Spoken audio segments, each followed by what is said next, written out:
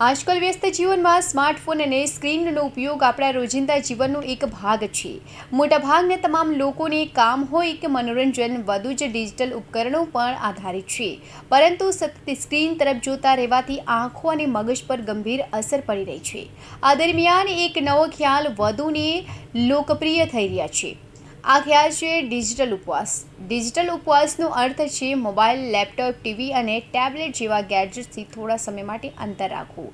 તેનો હેતુ આંખોને આરામ આપવાનો, માનસિક થાક ઘટાડવાનો અને શરીરને આરામ આપવાનો છે.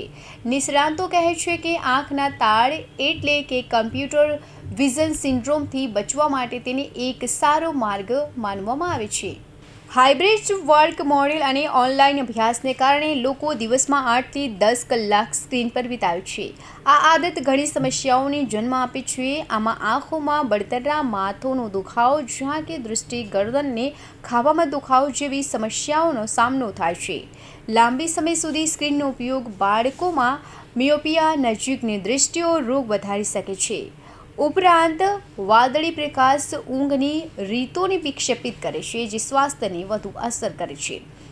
સમય પર સ્ક્રીન પરથી વિરામ લેવાથી આંખોને આરામ તો મળે છે જ, પરંતુ માનસિક થાક પણ ઓછો થાય છે.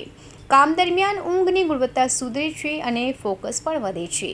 નિષ્ણાતો કહે છે કે ડિજિટલ ઉપવાસ માટે તમારે 20-20-20 નિયમનું પાલન કરવું જોઈએ. 20-20-20ના આ નિયમનો અર્થ એ છે કે દર 20 મિનિટ પછી તમારે 20 ફૂટ દૂરની કોઈ વસ્તુને 20 સેકન્ડ માટે જોવી પડશે. આ ઉપરાંત પૂરતા પ્રકાશમાં કામ કરવું, વધુ પાણી પીવું અને સ્ક્રીન સમયનું માળખું બનાવવું ખૂબ જ ફાયદાકારક સાબિત થઈ શકે છે. Bureau report, Hind TV news, Surat.